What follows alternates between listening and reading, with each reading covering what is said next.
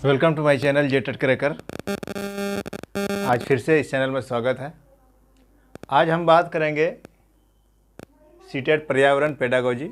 बहुत कमेंट आ रहे थे कि सर पेडागोजी का क्लास लीजिए, पेडागोजी का क्लास लीजिए। इसलिए एनसीईआरटी का जो टॉपिक है वो थोड़ा सा बचा हुआ है, लेकिन मैं उसी के बीच बीच में पेडागोजी को भी साथ लेके चलूँगा। पेडागोजी और एनसीईआरटी का जो कंटेंट है दोनों को साथ लेके चलेंगे हम लोग। तो किसी दिन वो एनसीईआरटी बेस्ड चलेगा और किसी दिन पेडागोजी चलेगा। तो आज हम बात करेंगे पेडागोजी का, शिक्षा शास्त्र का। शिक्षा शास्त्र पेडागोजी क्या है? पेडागोजी है कि बच्चे को कैसे पढ़ाना है। आप टीचर बनने वाले हैं, सीटेट का एग्ज़ाम दे रहे हैं, तो बच्चे को कैसे पढ़ाना है उसके बारे में है। तो सबसे पहला जो क्वेश्चन आता है सीटेट में, उसका हम चर्चा कर रहे हैं। किस टाइप का क्वेश्चन आता है? पहला पॉइंट जो हम लिखे हैं, कक्षा 1 एवं 2 में भाषा और गणित। कक्षा 1 और 2 में सिर्फ 2 ही किताब रहता है, एक भाषा का रहेगा और दूसरा गणित का रहेगा।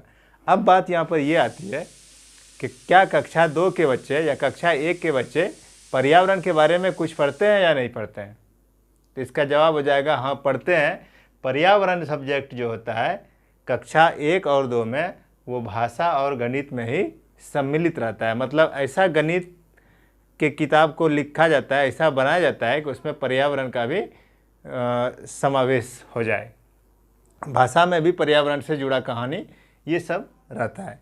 तो कक्षा 1 और 2 में जो पर्यावरण पढ़ते हैं, पर्यावरण किताब, पर्यावरण नाम का किताब नहीं रहता है, लेकिन पर्यावरण वो पढ़ते हैं। तो किस किताब में पढ़ते हैं, भाषा में या फिर गणित में पढ़ते हैं? दूसरा क्वेश्चन, दूसरा पॉइंट, कक्षा 3, 4, 5, तीसरा, चौथा, पाँचवा में पर्यावरण शामिल किया गया। पर्यावरण का किताब जो है वो सिर्फ तीसरा, चौथा, पाँचवा में ही चलता है, उसके आगे पर्यावरण नहीं चलता है और उसके नीचे भी पर्यावरण नहीं चलता है। हम पहले ही बता दिए कि 1, 2 में पर्यावरण नहीं, भाषा और गणित में ही पर्यावरण पढ़ते हैं। 3, 4, 5 में पर्यावरण पढ़ते हैं, लेकिन जब 6, 7, 8 जाएंगे तो वह पर्यावरण खत्म हो जाएगा। उसके जगह पे क्या आ जाएगा, 2 किताब एक्स्ट्रा आ जाएगा, एक सामाजिक विज्ञान और एक विज्ञान। तो यहाँ पर हम बात करेंगे 3, 4, 5 में जो पर्यावरण शामिल है उसमें क्या क्या होता है, क्या क्या रहता है। तो यहाँ पर हम तीसरा पॉइंट में इंडिकेट किए हुए हैं, पर्यावरण विषय में, मतलब 3, 4, 5 में विज्ञान एवं सामाजिक विज्ञान को शामिल किया गया है। ऐसा नहीं है कि पर्यावरण अगर पढ़ रहा है कोई बच्चा, तीसरा का बच्चा, चौथा का बच्चा, पाँचवा का बच्चा, तो वो विज्ञान नहीं पढ़ रहे हैं और सामाजिक विज्ञान नहीं पढ़ रहे हैं, उसी में पढ़ रहे हैं। पर्यावरण किताब में ही विज्ञान भी पढ़ रहे हैं और सामाजिक विज्ञान भी पढ़ रहे हैं। जैसे हम लोग सामाजिक विज्ञान में कौन सा किताब आता है, हिस्ट्री आता है, सिविक्स आता है, ज्योग्राफी आ जाता है। तो हम लोग जैसे गोलकुंडा किला के बारे में पढ़े तो वो तो इतिहास का टॉपिक है, लेकिन हम लोग पढ़े किस में, पर्यावरण में पढ़े। बच्चे किस में पढ़ रहे हैं गोलकुंडा को, पर्यावरण में पढ़ रहे हैं। तो ये पर्यावरण में ही 3, 4, 5 के बच्चे सामाजिक विज्ञान और विज्ञान का कुछ टॉपिक पढ़ लेते हैं। अगला पॉइंट है, एक चीज़ यहाँ पर हम अलग से इसको दिखाए हैं, इसको देख लीजिए। कक्षा 5 तक के आयु वर्ग के बच्चे अपने परिवेश तथा अपनी समस्याओं को समग्र रूप से देखते हैं, न कि टुकड़ों में। यहाँ पर बात आती है टॉपिक की। पर्यावरण जो पुस्तक है उसमें कोई विषय नहीं है, विषय आधारित नहीं है, विषय नहीं बल्कि वो थीम पर आधारित है और सब थीम पर आधारित है। ऐसा इसलिए किया गया क्योंकि 3, 4, 5 के बच्चे का आयु जो होता है, आयु वर्ग जो होता है, एज लेवल जो होता है, उसके अनुसार से उनका मानसिक विकास नहीं हो पाता है। जब भी किसी चीज़ को बच्चे देखते हैं तो वो समग्र रूप से देखते हैं, न कि पृथक रूप से, न कि उसको तोड़ तोड़ के देखते हैं। जैसे अगर कोई बच्चा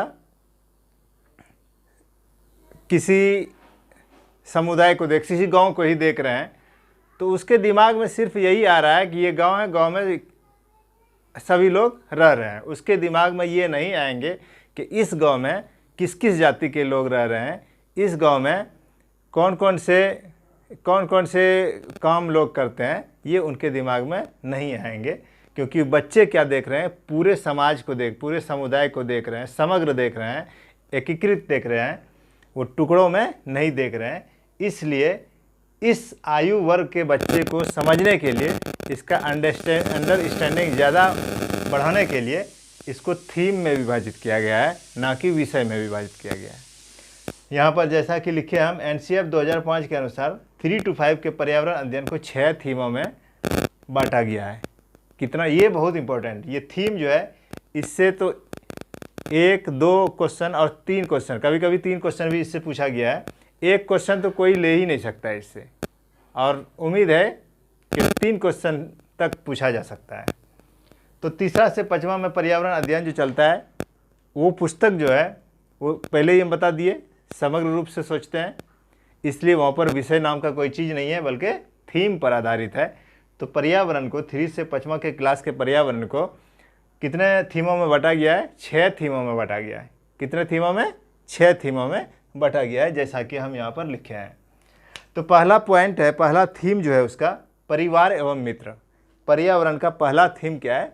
परिवार और मित्र, इंग्लिश में फैमिली एंड फ्रेंड्स भी कह सकते हैं।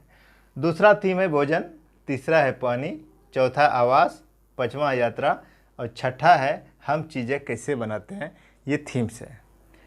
इसको इस तरह से याद कर लीजिए, जब कोई बच्चा जन्म होता है तो वो कहाँ पर जन्म होता है? परिवार में ही जन्म होते हैं। थोड़ा बड़ा होता है तो उनके दोस्त भी बन जाते हैं।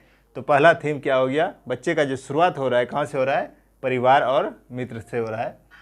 उसके बाद वो भोजन करेंगे, थोड़ा बड़े हो जाएंगे तो भोजन करना भी शुरू कर देंगे। हालांकि वो पेट भरने के लिए तो कुछ लेंगे ही, लेकिन भोजन दाल भात ये सब खाएंगे।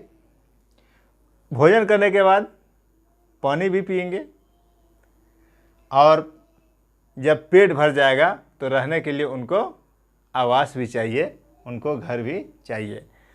आवास मिल गया तो ऐसा तो नहीं होगा ना कि वो दिन भर एकदम खा पी के सोते रहेगा, ऐसा तो नहीं है। वो फिर घूमेंगे फिरेंगे, यात्रा भी करेंगे, एक शहर से दूसरे जगह जाएंगे। फिर लास्ट है हम चीज़ें कैसे बनाते, वो फिर कुछ काम भी करेंगे, अपने जीवन यापन के लिए कुछ काम भी करेंगे। तो इन 6 को एकदम याद कर लेना है। आप लोग याद कीजिए या कंठस्थ कीजिए, जैसे भी हो, ये एकदम जुबान पे रहना चाहिए कि 6 थीम, पर्यावरण को 6 थीम में बांटा गया है, जिसमें परिवार एवं मित्र, भोजन, पानी, आवास, यात्रा, हम चीज़ें कैसे बनाते हैं, एकदम कंठस्थ होना चाहिए। इसमें कोई कन्फ्यूजन नहीं होना चाहिए। ये तो हम थीम का बात कर रहे हैं। उसके बाद है सब थीम, उप विषय। विषय तो नहीं है, लेकिन इसको उप विषय याद रखने के लिए कह सकते हैं।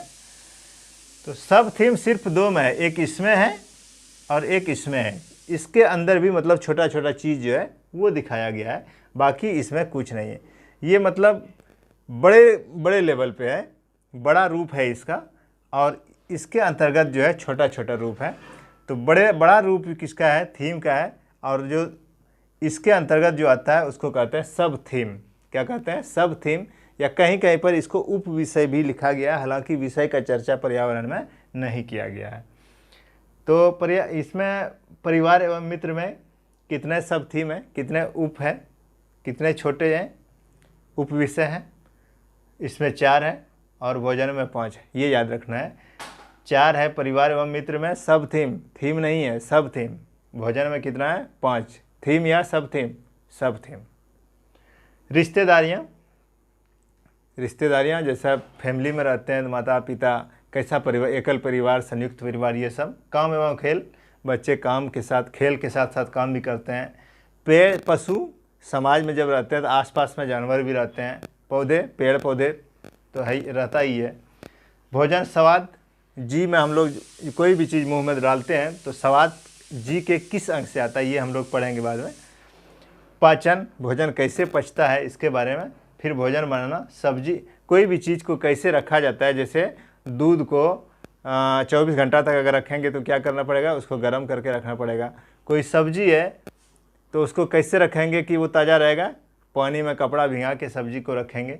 किसान एवं भूख, ये एक विषय है, एक पार्ट का एक नाम है। तो ये सभी सब थीम है, और ये हो गया थीम। और एक चीज़ हम बात कर रहे हैं NCF 2005। NCF 2005 national curriculum framework, national curriculum framework 2005।